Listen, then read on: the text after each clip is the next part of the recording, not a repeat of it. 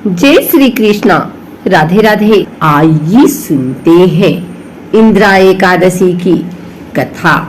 भगवान श्री कृष्ण की भक्ति से भाव विह्वल होकर अर्जुन ने कहा, हे प्रभु, अब आप कृपा कर अश्विन माह की कृष्ण पक्ष की एकादशी की कथा को कहिए। इस एकादशी का क्या नाम है तथा इसका व्रत करने से कौन सा फल मिलता है, कृपा कर विधान पूर्वक कहिए। भगवान श्री कृष्ण ने अर्जुन से कहा, हे धनुर्धर, अश्विन माह की कृष्ण पक्ष की एकादशी का नाम इंदिरा है। इस एकादशी का व्रत करने से सभी पाप नष्ट हो जाते हैं, नरक में गए हुए पितरों का उद्धार हो जाता है। हे अर्जुन, इस एकादशी की कथा के श्रवण मात्र से ही मनुष्य को अनंत फल की प्राप्ति होती है। मैं यह कथा सुनाता हूँ, तुम ध्यान पूर्वक श्रवण करो।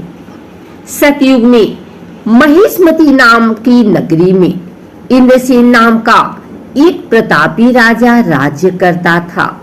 वह पुत्र पौत्र धन धान्य आदि से पूर्ण था।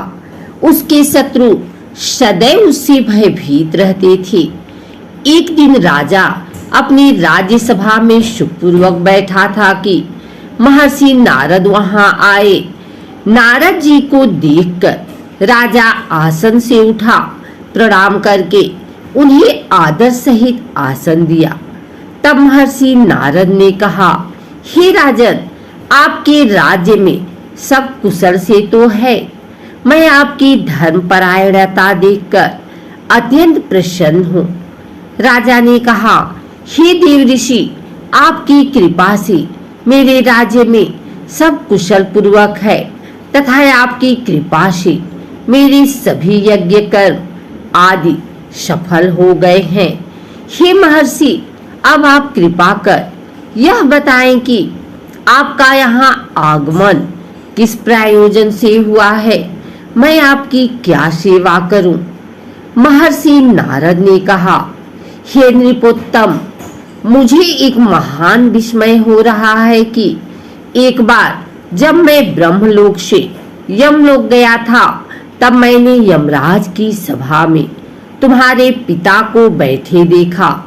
तुम्हारे पिता महान ज्ञानी, दानी तथा धर्मात्मा थे, मगर एकादशी के व्रत के बिगड़ जाने के कारण यह यमलोक को गए हैं। तुम्हारे पिता ने तुम्हारे लिए एक संदेश भेजा है।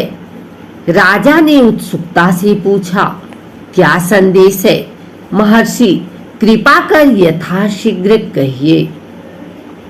राजन, तुम्हारे पिता ने कहा है, महर्षि, आप मेरे पुत्र इंद्रसेन, जो कि महिष्मती नगरी का राजा है, के पास जाकर एक संदेश देने की कृपा करें कि मेरे किसी पूर्वजन्म के बुरे कर्म के कारण ही मुझे यह लोक मिला है। यदि मेरा पुत्र अश्विन माह के कृष्ण पक्ष की इंदिरा एकादशी का व्रत करे और उस व्रत के फल को मुझे दे दे तो मेरी मुक्ति हो जाए। मैं भी इस लोक से छूटकर स्वर्ग लोक में वास करूं। इंद्रसेन को अपने पिता के यमलोक में पड़े होने की बात सुनकर महान दुख हुआ और उसने नारद से कहा, हे नारद जी, यह तो बड़े दुख का समाचार है कि मेरे पिता यमलोक में पड़े हैं।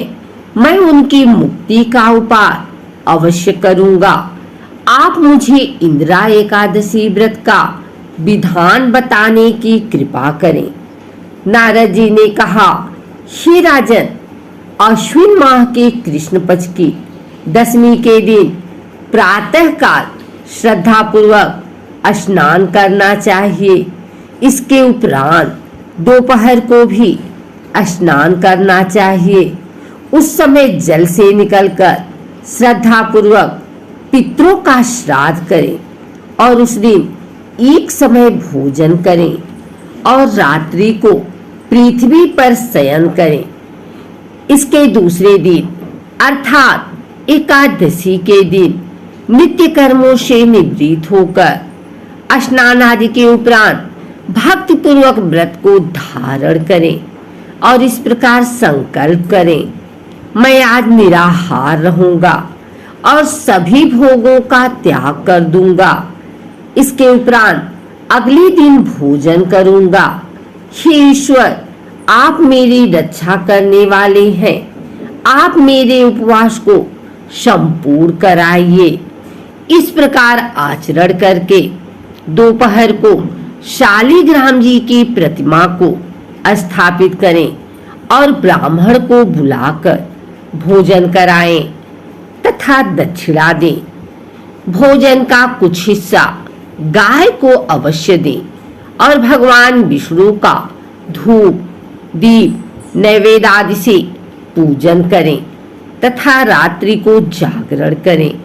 तदुपरांत द्वादशी के दिन मौन रहकर बंधु बांधवों सहित भोजन करें। हे राजन, यह इंदिरा एकादशी के व्रत की विधि है।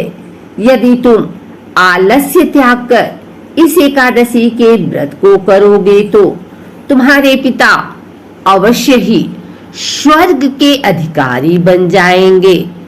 नारद जी राजा को संविधान समझाकर आलोक हो गए।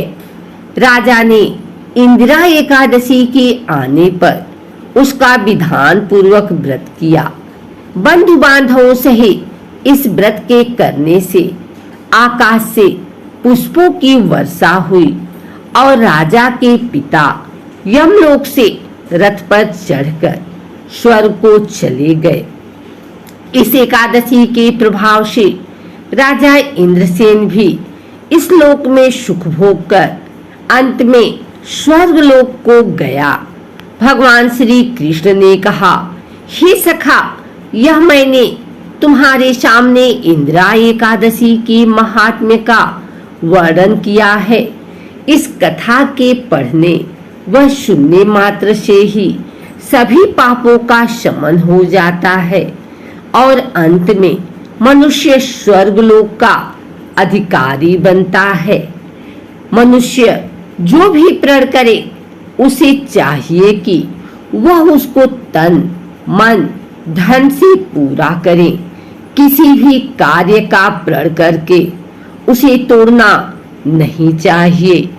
अगर आपको हमारी वीडियो अच्छी लगी हो तो इसे लाइक करें, कमेंट करें, शेयर करें। हमारे चैनल को सब्सक्राइब करके बिल नोटिफिकेशन ऑल पर सेट कर लें ताकि आगे आने वाली वीडियो सबसे पहले आप तक पहुंच सके। धन्यवाद।